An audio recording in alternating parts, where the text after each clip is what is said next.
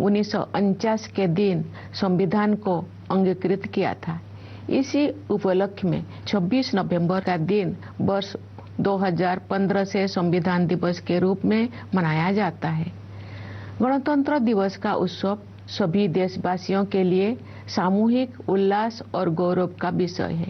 ये कहा जा सकता है कि किसी राष्ट्र के इतिहास में 75 साल का समय पलक झपकने जैसा होता है, लेकिन मेरी विचार से भारत के पिछले 75 वर्ष के संदर्भ में ऐसे बिल्कुल नहीं कहा जा सकता है।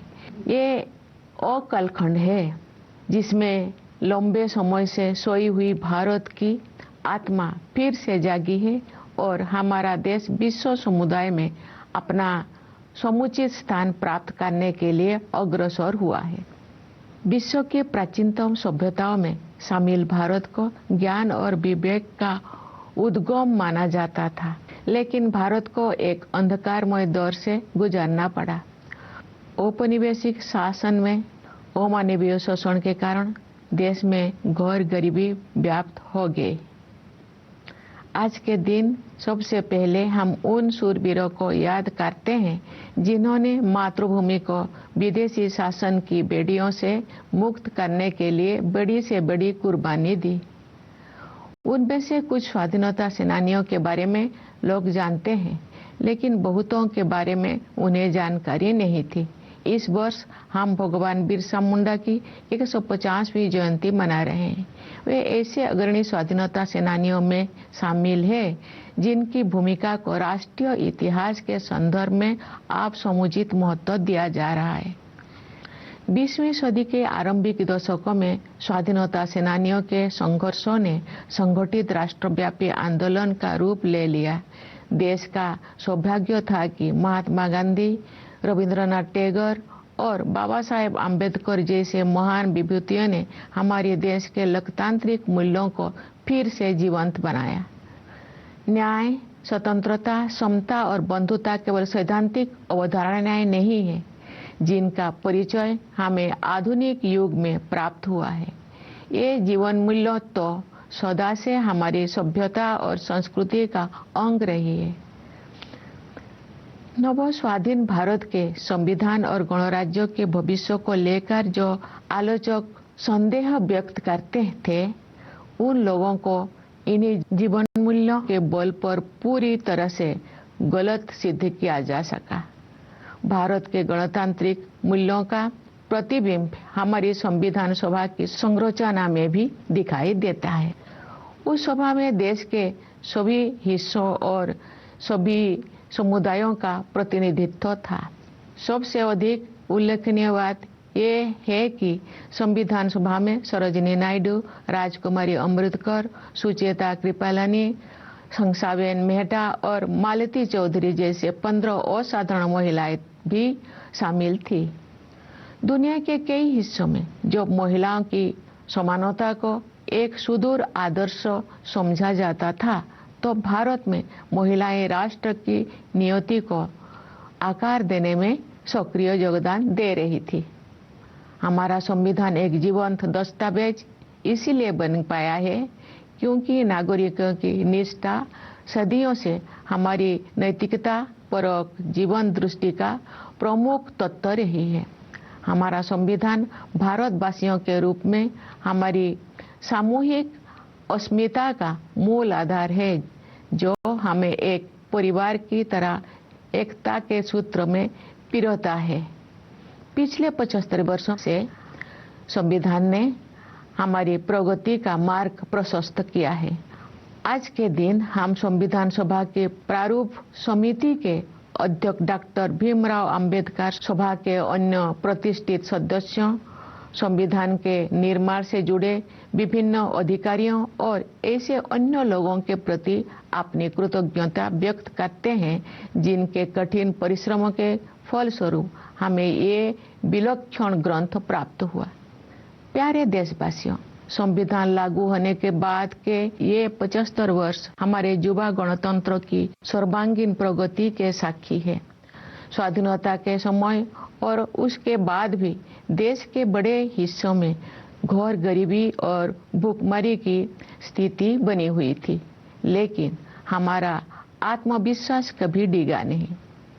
हमने ऐसे परिस्थितियों के निर्माण का संकल्प लिया जिनमें सभी को विकास करने का अवसर मिल सके। हमारे किसान भाई बहनों ने कड़ी मेहनत की और हमारे देश को खाद्यान्न उत्पादन में आत्मनिर्भर बनाया। हमारे मजदूर भाई बहनों ने अथक परिश्रम करके हमारा इंफ्रास्ट्रक्चर और मैन्युफैक्चरिंग सेक्टर का कायाकल्प कर दिया। उनके शानदार प्रदर्शन के बल पर आज भारतीय अर्थव्यवस्था विश्व के आर्थिक परिदृश्य को प्रभावित कर रही है। आज का भारत अंतर्राष्ट्रीय मंच पर नेतृत्व की स्थिति हासिल कर रहा है।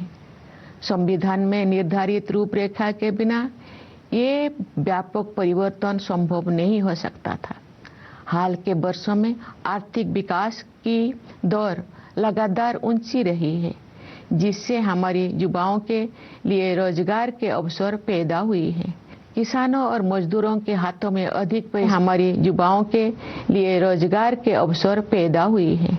किसानों और मजदूरों के हाथों में अधिक पैसा आया है तथा बड़ी संख्या में लोगों को गरीबी से बाहर निकाला गया है। साहसिक और दूरदर्शी आर्थिक सुधारों के बल पर आने वाले वर्षों में प्रगति की ये रफ्तार बनी रहेगी। समावेशी विकास हमारी प्रगति की आधारशिला है, जिससे विकास का लाभ व्यापक स्तर पर अधिक से अधिक देशवासियों तक पहुंचता है। सरकार द्वारा वित्तीय समावेशन को सर्वोच्च प्राथमिकता दी जा रही है। इस और अटल पेंशन योजना जैसी वित्तीय समर्थन योजनाओं का विस्तार किया गया है, ताकि अधिक से अधिक लोगों तक विभिन्न प्रकार की वित्तीय सहायता पहुंचाए जा सके। ये भी एक बहुत महत्वपूर्ण बदलाव है कि सरकार ने जन कल्याण को नई परिभाषा दी है, जिसके अनुसार आवास और पेयजल जैसी बुनियादी जरूरतों को अधिकार माना गया है। वंचित वर्गों के लिए, विशेष रूप से अनुसूचित जातियों, अनुसूचित जनजातियों तथा अन्य पिछड़े वर्गों की सहायता के लिए सभी प्रयास किए जा रहे हैं। अनुसूचित जातियों के युवाओं के लिए प्री मैट्रिक और पोस्ट मैट्रिक छात्रवृत्तियां, राष्ट्रीय फेलोशिप, विदेशी छात्रवृत्तियां, छात्रावास और कोचिंग सुविधाएं दी जा रही है। प्रधानमंत्री अनुसूचित जाति अभ्युदय योजना द्वारा रोजगार और आमदनी के अवसर उत्पन्न करके अनुसूचित जातियों के लोगों की गरीबी को तेजी से कम किया जा रहा है। अनुसूचित जनजाति समुदायों के सामाजिक एवं आर्थिक विकास के लिए विशेष योजनाएं बनाई गई है, जिनमें धरती आबा जनजातीय ग्राम उत्कर्ष अभियान और प्रधानमंत्री जनजातीय आदिवासी न्याय महाअभियान PM जनमन शामिल है। विमुक्त, घुमंतु और अर्ध घुमंतु समुदाय के लिए विकास एवं कल्याण बोर्ड का गठन किया गया है। पिछले एक दशक में सड़कों और रेल मार्ग, बंदरगाह और लॉजिस्टिक हब्स सहित फिजिकल इंफ्रास्ट्रक्चर के विकास पर बल दिया गया है। इससे एक ऐसा मजबूत आधार विकसित हो गया है जो आने वाले दशकों में विकास को संबल प्रदान करेगा। सरकार ने वित्त के क्षेत्र में जिस तरह से प्रौद्योगिकी का उपयोग किया है, वो एक मिसाल है। डिजिटल भुगतान को विभिन्न विकल्पों के साथ साथ प्रत्यक्ष लाभ हस्तांतरण की प्रणाली ने समावेशन को बढ़ावा दिया है, जिससे बड़ी संख्या में लोगों को फॉर्मल सिस्टम में शामिल किया जा सका है। इसके कारण सिस्टम में अभूतपूर्व पारदर्शिता भी आई है। इस प्रक्रिया में कुछ वर्षों के दौरान ही हमने एक ऐसा मजबूत डिजिटल पब्लिक इंफ्रास्ट्रक्चर विकसित कर लिया है जो विश्व की श्रेष्ठतम संरचनाओं में से एक है। इंसॉल्वेंसी एंड बैंकरप्सी कोड जैसा साहसिक उपायों के परिणाम स्वरूप बैंकिंग व्यवस्था अब अच्छी स्थिति में आ गई है। इससे शेड्यूल्ड कमर्शियल बैंकों की नॉन परफॉर्मिंग एसेट्स में काफी कमी आई है। प्यारे देशवासियों, वर्ष 1947 में हमने स्वाधीनता प्राप्त कर ली थी, लेकिन औपनिवेशिक मानसिकता के कई अवशेष लंबे समय तक विद्यमान रहे।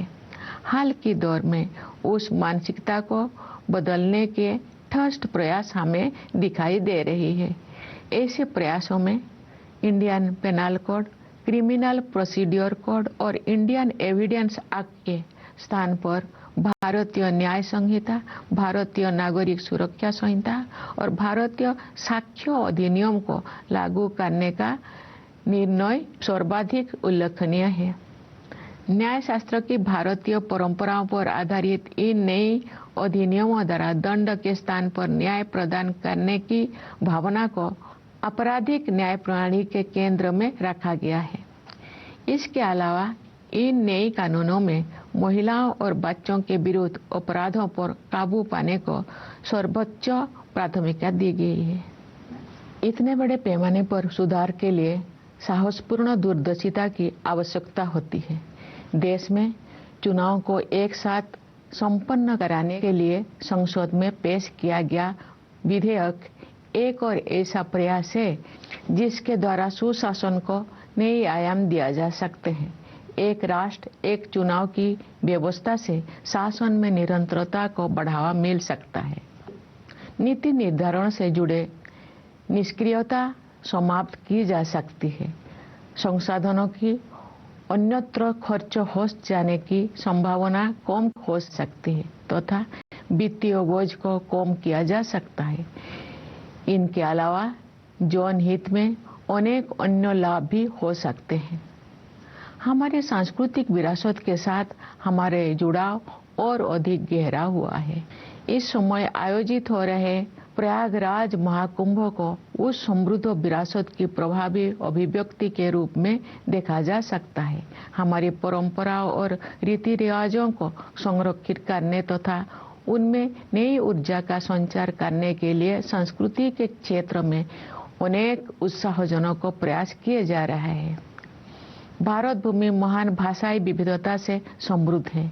इस समृद्धि को संरक्षित करने तथा इस परंपरा को आगे बढ़ाने के लिए सरकार ने असमिया, बंगला, मराठी, पाली और प्राकृत को शास्त्रीय भाषाओं के रूप में मान्यता प्रदान की है।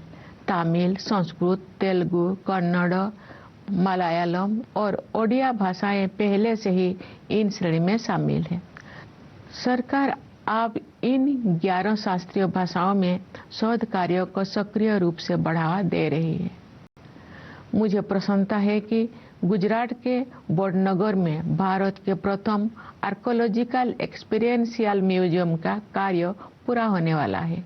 ये म्यूजियम एक आर्कोलॉजिकल साइट से जुड़ा हुआ है। इस स्थल पर मनुष्यों की बस्ती होने के लगभग 800 वर्ष ईसा पूर्व के साक्ष्य मिलते हैं। इस संग्रहालय में विभिन्न युगों की अलग अलग प्रकार की कला, शिल्प और सांस्कृतिक सामग्री को प्रदर्शित किया जाएगा। प्यारे देशवासियों, आज की हमारी युवा पीढ़ी काल के भारत का निर्माण करेगी। हमारी युवा पीढ़ी की प्रतिभा शिक्षा के द्वारा ही निखरती है। इसलिए सरकार ने शिक्षा के क्षेत्र में निवेश को बढ़ाया है तथा शिक्षा से संबंधित प्रत्येक मानक में सुधार के लिए समग्र प्रयास किए हैं। अब तक के परिणाम उत्साहवर्धक रहे हैं।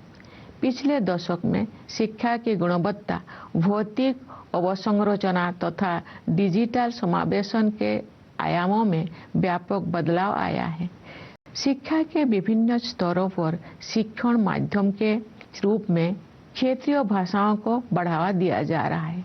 विद्यार्थियों के प्रदर्शन में आशा के अनुरूप उल्लेखनीय सुधार हुआ है। मुझे ये जानकर खुशी हुई है कि महिला शिक्षकों ने इस परिवर्तन में महत्वपूर्ण भूमिका निभाई है। पिछले दशक के दौरान नियुक्त शिक्षकों में महिलाओं की भागीदारी 60% से अधिक है। व्यावसायिक शिक्षा और कौशल विकास का विस्तार तथा इन्हें मुख्य धारा में शामिल किया जाना स्वागत योग्य उपलब्धि है। इस प्रक्रिया को आगे बढ़ाते हुए आप हमारे युवाओं को योजनाबद्ध तरीके से कॉरपोरेट सेक्टर में इंटर्नशिप के अवसर प्रदान किए जा रहा है। स्कूल स्तर की शिक्षा का आधार मजबूत बनाने के साथ साथ हमारे देश में विद्यार्जन की विभिन्न शाखाओं, विशेष रूप से विज्ञान और प्रौद्योगिकी के क्षेत्रों में नई ऊंचाइयां हासिल की जा रही है। इंटेलेक्चुअल प्रॉपर्टी फाइलिंग की दृष्टि से भारत का विश्व में छोटा स्थान है। ग्लोबल इनोवेशन इंडेक्स में भारत की रैंकिंग लगातार बेहतर हुई है। वर्ष 2020 में भारत 48वें स्थान पर था। स्थिति में सुधार करते हुए वर्ष 2024 में भारत 39वें स्थान पर आ गया है। बढ़ते आत्मविश्वास के साथ हम अनेक प्रयासों के बल पर अत्याधुनिक अनुसंधान में अपने भागीदारी बढ़ा रहे हैं। नेशनल क्वांटम मिशन का उद्देश्य प्रौद्योगिकी के इस नए क्षेत्र में एक जीवंत और नवीन इकोसिस्टम को विकसित करना है। एक अन्य उल्लेखनीय शुरुआत national mission on interdisciplinary cyber physical system से संबंध है। इसके तहत artificial intelligence, machine learning, robotics और साइबर सिक्योरिटी जैसे अनेक उन्नत प्रौद्योगिकियों पर कार्य करने की योजना है। इन प्रौद्योगिकियों को कुछ समय पहले तक फ्यूचरिस्टिक समझा जाता था, लेकिन अब ये तेजी से हमारे दैनिक जीवन का हिस्सा बनती जा रही है। जीनोम इंडिया प्रोजेक्ट प्रकृति के रहस्यों की खोज का एक रोचक अभियान तो है ही, ये भारतीय विज्ञान के इतिहास में एक निर्णायक अध्याय भी है।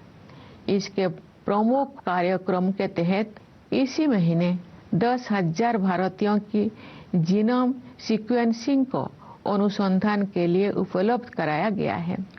ज्ञान के नए आयामों को खोलने वाले ये परियोजना बायोटेक्नोलॉजी रिसर्च में नई मार्ग प्रशस्त करेगी तथा सार्वजनिक स्वास्थ्य सेवा प्रणाली को भी मजबूत बनाएगी।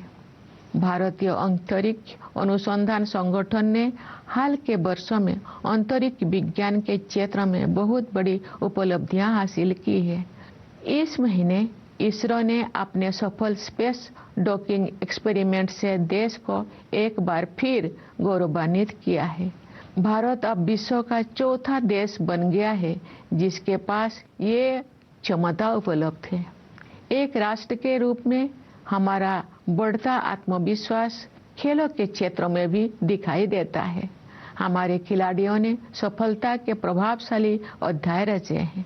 पिछले वर्ष हमारे खिलाड़ियों ने ओलंपिक खेलों में अच्छा प्रदर्शन किया है। पैरा ओलंपिक खेलों में हमने अपना अब तक का सबसे बड़ा दल भेजा जिसने अब तक का सर्वश्रेष्ठ प्रदर्शन किया। फीडे शतरंज ओलंपियाड में हमारे खिलाड़ियों ने विश्व समुदाय को अपने प्रदर्शन से प्रभावित किया तथा पुरुषों और महिला खिलाड़ियों ने स्वर्ण पदक जीते।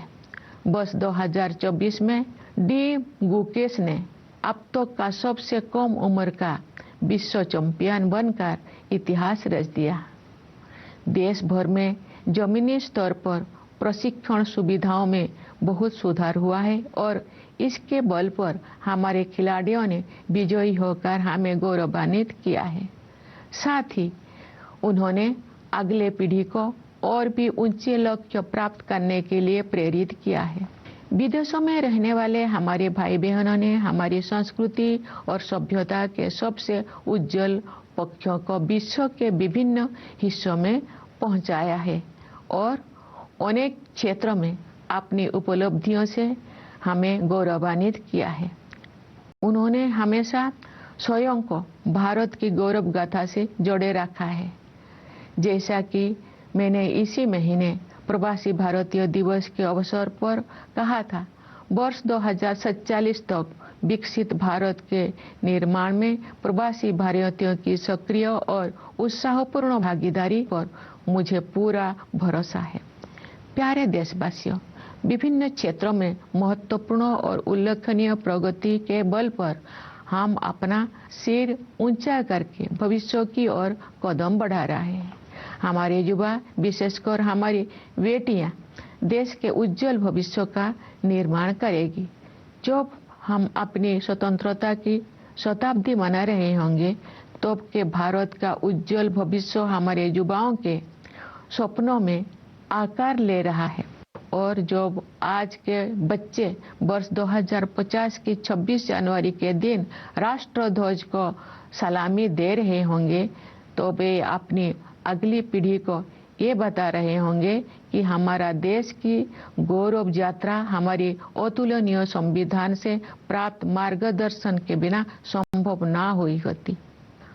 हमारी भावी पीढ़ियां विश्व पटल पर स्वाधीन भारत के आदर्शों को चरितार्थ करेंगी। मैं राष्ट्रपिता महात्मा गांधी के संदेश का उल्लेख करना चाहूंगी। बापू ने कहा था, यदि स्वराज का अभिप्राय हमें सभ्य बनाना और हमारी सभ्यता को शुद्ध और स्थायी बनाना नहीं है, तो इसकी कोई कीमत नहीं है। हमारी सभ्यता का सार ये है कि अपने सभी मामलों में, चाहे वे राजनीतिक हो या निजी, नैतिकता को सर्वोत्तम स्थान दिया जाए। आइए आज के दिन हम गांधी जी के सपनों को साकार करने के लिए अपनी प्रतिबद्धता को दोहराएं।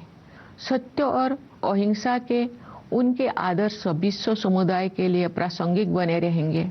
उन्होंने हमें ये सीख भी दी थी कि अधिकार और कर्तव्य एक ही सिक्के के दो पहलू हैं।